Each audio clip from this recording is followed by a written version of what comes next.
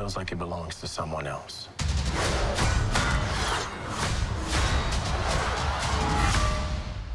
That shield represents a lot of things to a lot of people.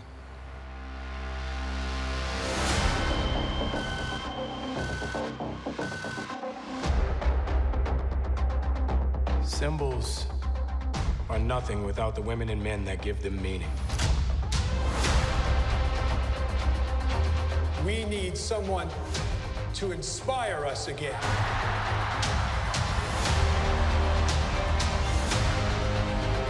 The world's more complicated now.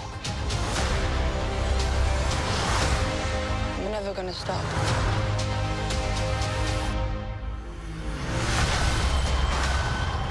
This world is ours. There's no going back. It doesn't have to be a war. It already is.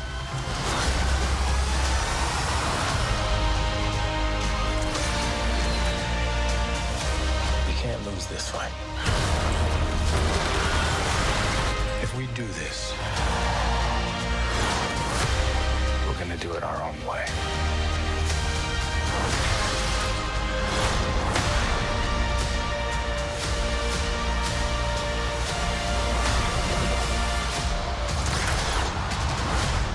So we're partners? Co-workers, not necessarily a team. No.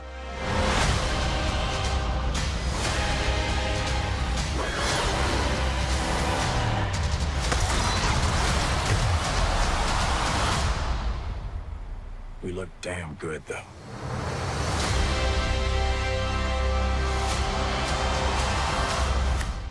Hi, my name is Gil Robertson, president of the African American Film Critics Association. Today at AAFCA Roundtables, we are taking a look at the upcoming Disney Plus show, The Falcon and the Winter Soldier. The Falcon and the Winter Soldier could be described as a cinematic experience that plays out over 6 episodes. It'll debut on Disney Plus March 19th.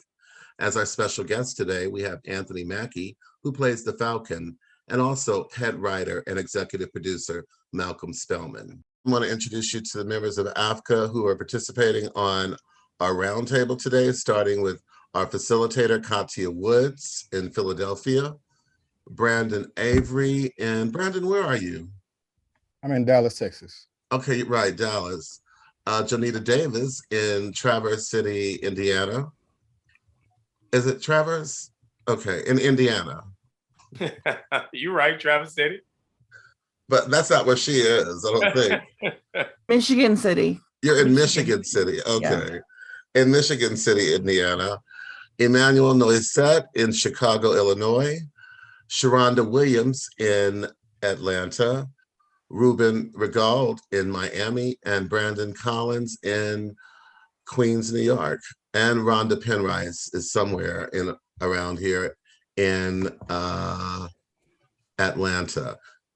So you guys do what you do, and I will see you on the other side. Hello, Brandon Collins from the Media and Popcorn Podcast. My question is for Mr. Mackie. You have an incredible filmography. How does Sam Wilson rank in regards to impact, complexity, and commitment compared to your other roles?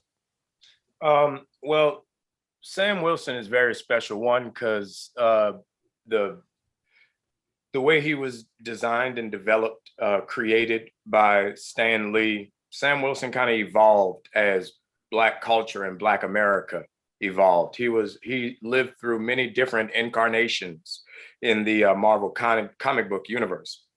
So the fact that he's a vet, the fact that he's a counselor for vets when they come back suffering with PTSD and war symptoms, makes him, for me, very special, especially in this day and age. I feel like what's so fun and great about the character is he's not a superhero. He's just a regular brother that just got thrown into a situation and he's rolling with the punches. Aside from everybody else who has some sort of serum or arm or something like that, he's just a dude who's good at his job.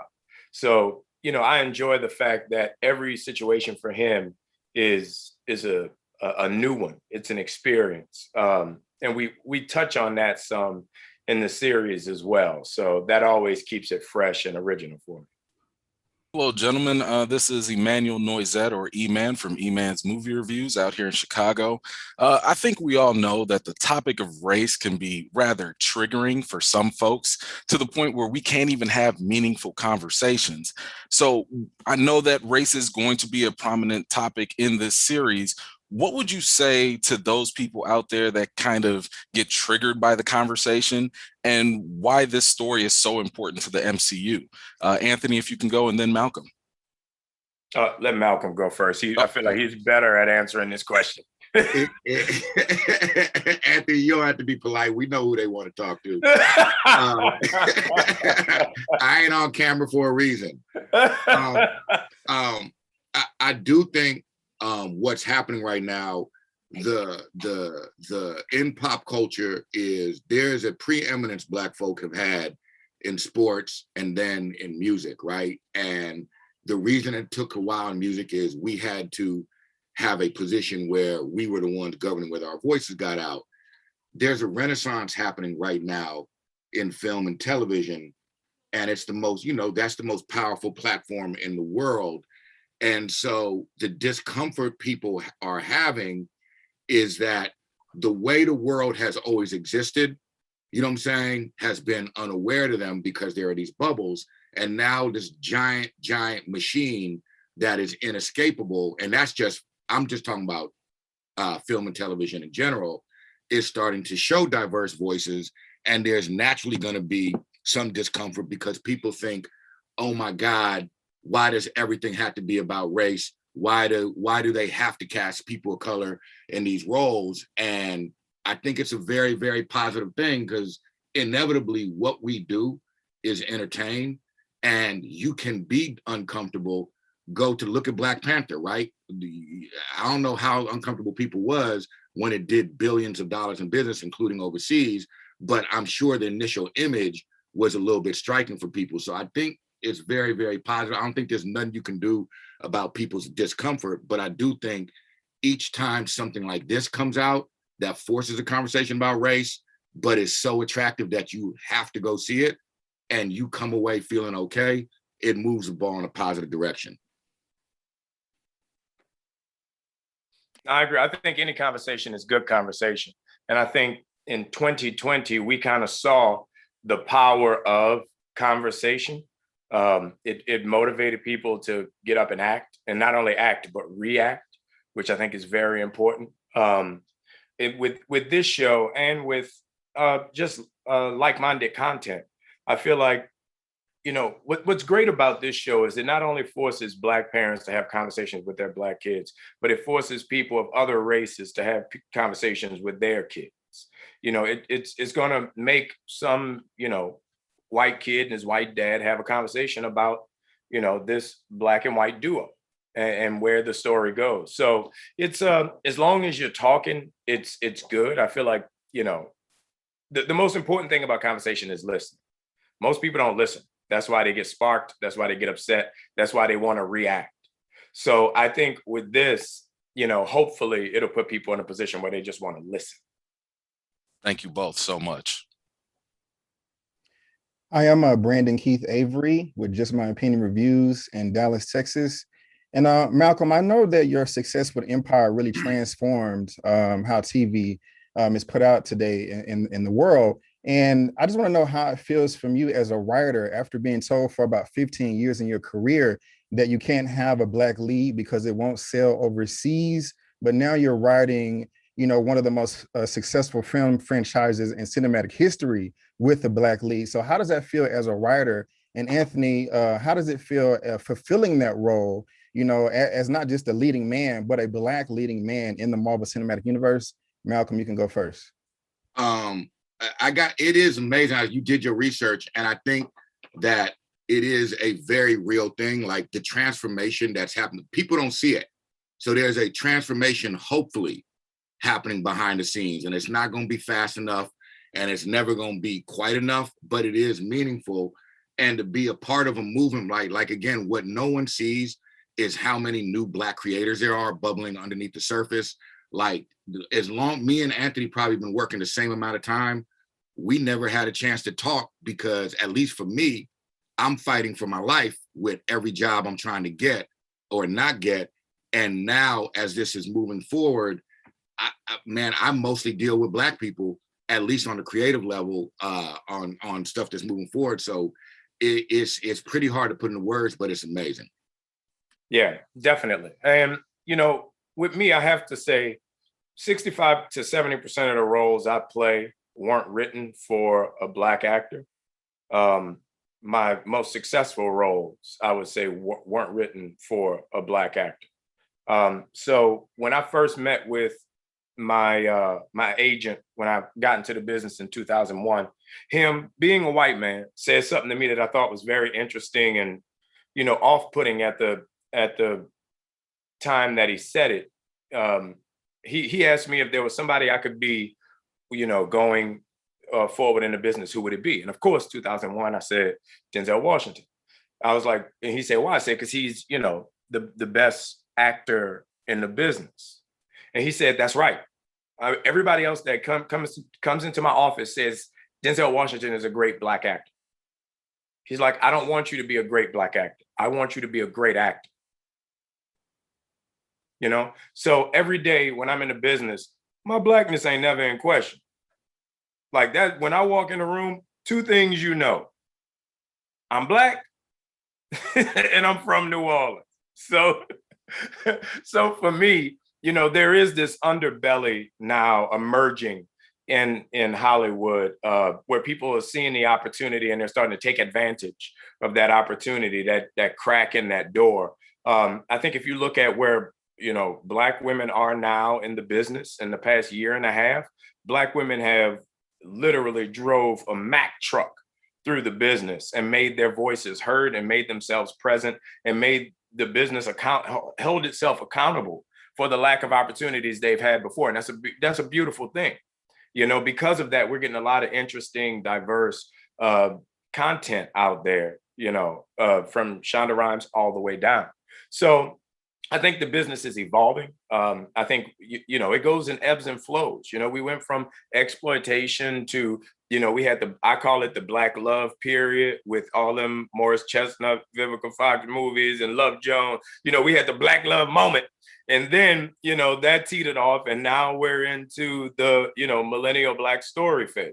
So it goes in ebbs and flows and waves, you know, and right now we're just on an upswing on a new generation of content, but I don't want it to stop or us get complacent with the idea that we were able to move from, you know, Echo Park to Beverly Hills. Well, thank you both, and I wish you both the best. Thank you, sir. Hi, my name is Ruben, and one of the things that I love about the first episode is like we know the background from, you know, Sam. Like we know the background from Winter Soldier, but now we're getting to know Sam background. How was that moment that you guys sat to write down this character, this past of the character, like with her sister and the whole family and the whole issues? And my question is for Malcolm and Anthonie, of course. It was important. Like it's not a fluke what Sam's backstory is, if you know Anthony's backstory. And I think part of what we wanted to do was basically Anthonie had already positioned the character. You know, I always say this in these interviews, any good actor has written so much about the character that you don't know about so that they can bring it to life in an honest way. You know, we showed up with wanting to maybe make sure that the Blackness of Sam was at the forefront without violating what Anthonie had already done with the character, sort of being stoic, regal, whatever words he would use to describe. So there were a couple conversations, I don't even know if you remember, Anthonie, where like you'd read early drafts and be like, you know, the dialogue right here. And he helped guide us to find the voice because he knows how it's going to sound on screen.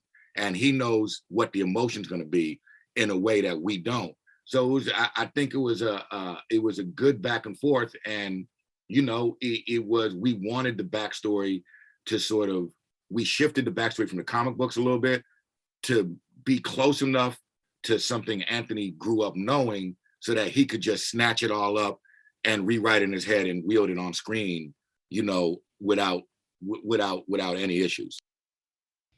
Hi guys, KATHIA Woods Cup of Soul Show. I'm going to piggyback of what Ruben said, and my question is for you, Anthonie. I love how Sam is mirroring some of your background. Was that vital to you to have your hometown and some of the issues that your community faces reflect that in Sam? It was, to be honest, it made me a little nervous. I always, Sam's background in the comic book is really interesting. And, I've always wanted to stay traditional to what Stan Lee had created and this character that he had written. I feel like what Marvel has always been really courageous about doing, and what Malcolm did extremely well, was making this show very timely. And I think with making it timely, certain things had to be updated, certain things had to evolve. So when I read it, I thought it was funny. I was hoping for the opportunity to eat crawfish on camera, but he never wrote that scene for me. Thank you so much. Best of luck to you. Thank you. Hi, I'm JONITA Davis from the Black Cape. My question is for Anthonie, because Malcolm already answered part of it. I want to know what it was like, the relationship between you and Malcolm when y'all started working on Sam, because I mean, already the backstory from Harlem to Louisiana and everything is shifted toward your experience. So what was it like developing the character together? It was great. I mean, I was very excited when I heard they were talking to Malcolm and that he was going to jump on to the show. Ironically enough, we have a lot of people in common, but we had never met. So, seeing the stuff that he had done and knowing his work, I was very excited by the idea of, character development that he was going to bring to it.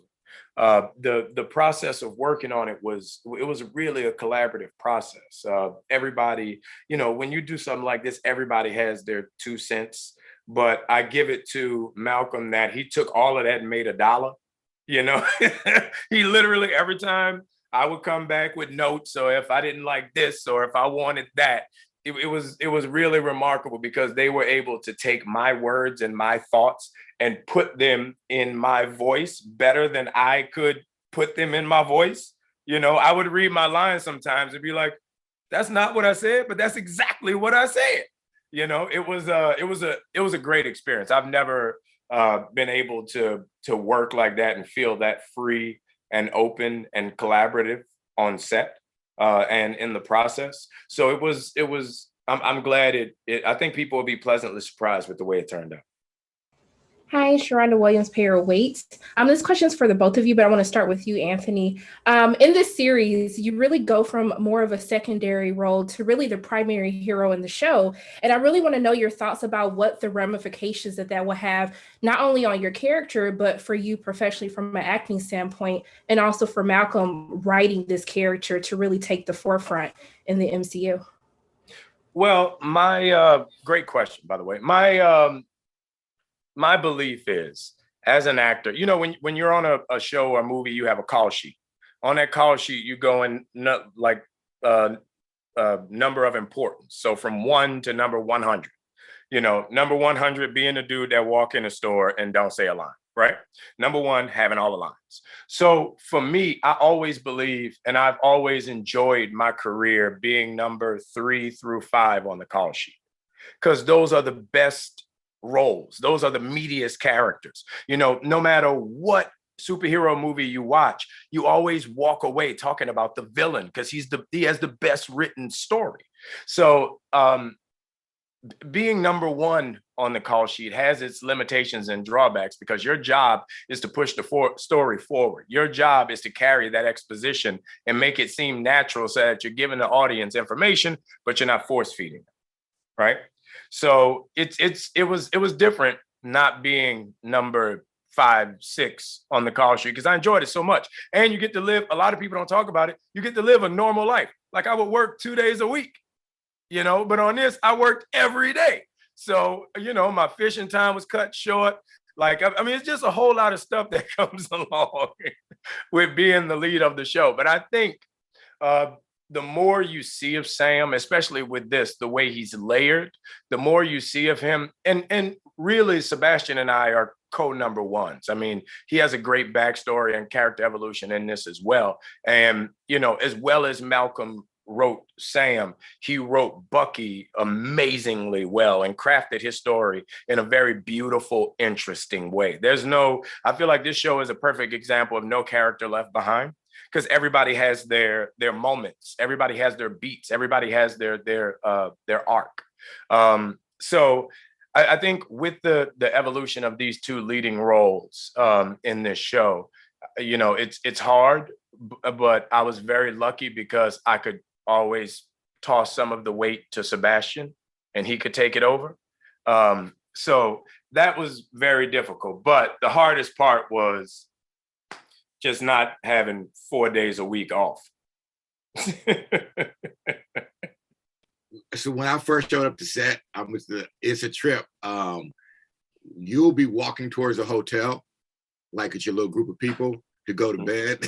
And this motherfucker, Anthonie, is heading out to a bar or whatever solo. It is, and I don't know if you noticed, at one point, Anthonie, when we seen you out, and this dude was he was drunk, he's a big dude, and was talking to you, whatever, right? And we all stopped. He's like, oh shit, is Anthonie, we about to have to jump somebody for Anthonie, you know what I'm saying?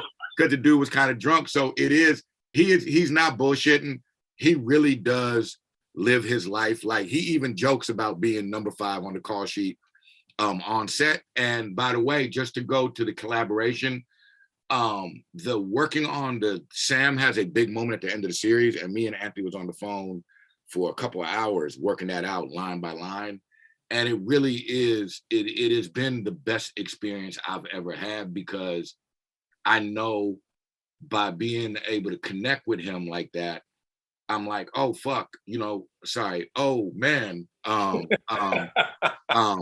this is gonna be right. And there was just no awkwardness. So I don't know what to say about him going from the background to the lead role, but I do want to say the man definitely lives his life the way he's talking to y'all, because I see it firsthand.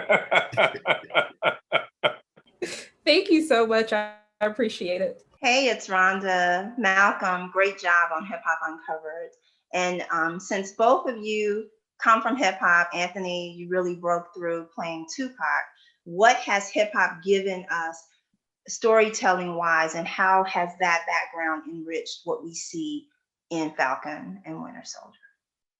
Interesting. To me, hip hop gave me, I can't speak for us, but for me, hip hop gave me perspective. I grew up in, much like my character in 8 Mile, I grew up in a very loving house with wonderful parents and awesome brothers and sisters and aunts and uncles. It was a village of family to make me. And I didn't know the other side of the tracks. Like, when I was growing up, I grew up in a middle-class neighborhood. Uptown was like bad. Uptown New Orleans was rough. That's where Lil Wayne and all them from.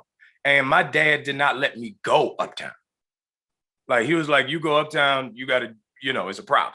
So I wasn't exposed to that. The first exposure I had to the streets was Tupac. Like, when Strictly for My Boys came out, that was the first CD I bought, and I listened to it over and over and over. And when Juice came out, I watched it. To this day, when Juice comes on, I'm like, all my plans are canceled. If Juice was on right now, I'd be doing the Zoom while watching Juice. Like, Tupac was my introduction to the streets. So all of my game, all of my hustle, all of my logic about the streets just came from hip hop, So it was, I feel like it gives us perspective. When you think things are rosy and beautiful, when you think that's why Biggie's first line, it was all a dream. That's why that song hits so hard, because it gives everybody perspective. When we sit here in the air conditioning and do these Zooms, one day you were sitting down saying, I want to do this. And now you're doing it. It was a dream. a dream that came true, you know? So for me, I feel like it puts things, you know, and for all those actors out there that's trying to get it, trying to learn, trying to get on, trying to get that first job, you know, on your way to and from every audition, I'm sure there's some song that you put on, you know, when you're in the gym, what motivates you? Hip hop, you know? So it's the perspective, the insight on the other side of the tracks that I think helps us as a generation of culture and specifically creators.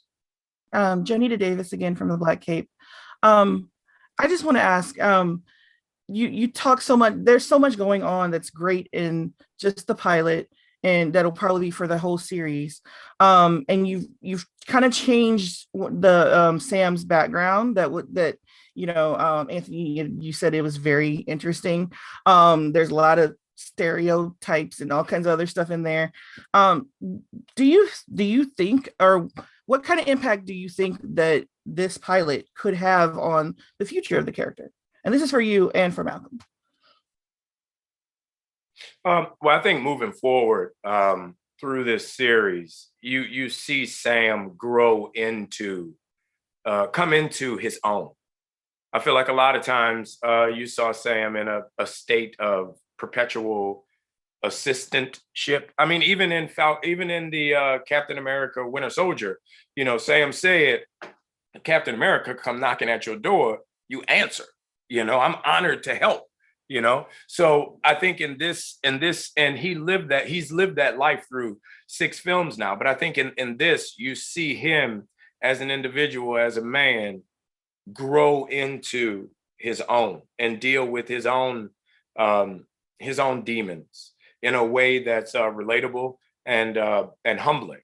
I think you know, that there's something very unique about the questions that he asks of himself and the expectations he has of society.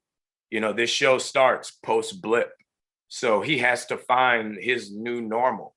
You know, and it's so crazy because much like our reality, when all of us are vaccinated and the herd mentality kicks in, we're gonna have to figure out our new normal. You know, and that's why it's so great and the show is so timely, because I'm not going to no more clubs. I don't want your club corona. So it's about him finding his new normal, you know, that I think is so great. And you see that going forward, him learning to exist in his new normal as the Falcon. We're coming off the heels of WandaVision, and it had fans going all over the place with expectations, theories, and all of that. Can you guys get ahead of that and just kind of help shape our expectations for this series? Maybe even let us know what will blow our minds. Anthonie and then Malcolm. Well, it was, you know, at first it was because we were supposed to be the first show released. And then, you know, COVID and, you know, everybody got corona, and it just kind of halted our production. And I think everything happens for a reason. I think that was a blessing. WandaVision was such a great show because it was so unique. It was so different than anything the MCU has ever produced. But at the same time, it was still in the vein of MCU culture. And, you know, if you look at what Elizabeth and Paul were able to do with their characters, and their performances were so amazing, that by the end of that show, it literally brought everything back together in a beautiful, beautiful way. And it was quality television. My biggest apprehension about doing this show when I was first told we were going to do a television show or a streaming show was that we would never be able to take the scope of cinema and bring it to the living room screen. And that gave me a lot of, as Stephen A. Smith would say, cause to pause, because I didn't want to be the dude in the first bad Marvel project. You know, you finally get a job, and it's like some brother shit. You finally get a job, and then it's bad, and it's like, see, told your ass you should have sit down. You know what I mean? So I was very nervous about that. But as it started to build and grow, and we brought on Kari, and we brought on Malcolm, and you know, I'll say this: you can hire a Black person to do what they do, but I would rather have a person of any color, of any gender, of any race, who's great at what they do than just hiring somebody because they're Black. I feel like that's a disservice to the Black person. I feel like that's a disservice to everybody else. But to have somebody who's great at what they do, somebody who is, relatable in the idea of creating a character, and they be Black, that's a win-win for everybody involved. So that being said, when we got Malcolm, then my fear and trepidation started to fall away, because I saw we were working in the right direction on what we were attempting to develop and grow. So I wanted to be, I should say, I wanted it to be something that it has turned into. And with following WandaVision, I feel like this show really explodes in a great way now, because for my career, it's one of the only times where people have such high expectations because of part one, and then part two comes and you're able to meet their expectations. So all of a sudden you got an S on your chest, So I'm excited for people to see it, just because I feel like WandaVision put the ball on the tee so well, and this show is such a home run. Anthony's right. You if you're going in there, and we had an almost all Black writers room, you want to make sure you're the ones that don't ruin the Marvel universe. But it's real. What I think people's minds are going to be blown about, and when I showed up to set, I was like, this is Marvel Features who made this. Right. And Kevin's mandate was, this cannot be television. And the people who are doing Anthonie and Sebastian's fight scenes are the people who did Avengers and all that. And I promise y'all this, within 10 minutes of watching this show, they're gonna be like this. Oh my God, I've never seen nothing like this. I got a buddy named Craig who created that show Chernobyl, and he saw the trailer and he called me up and he was like, did you guys just kill movies? So it is the Marvel team definitely, like Anthonie said, about you worry about the scope of the MCU. The fans should know the only people who worked on this were people from the MCU, and they don't know how to do nothing but that. Anthonie and Malcolm, thank you so much for joining us today. On behalf of the world's largest group of Black film critics, thank you for watching AAFCA Roundtables, and have a great day.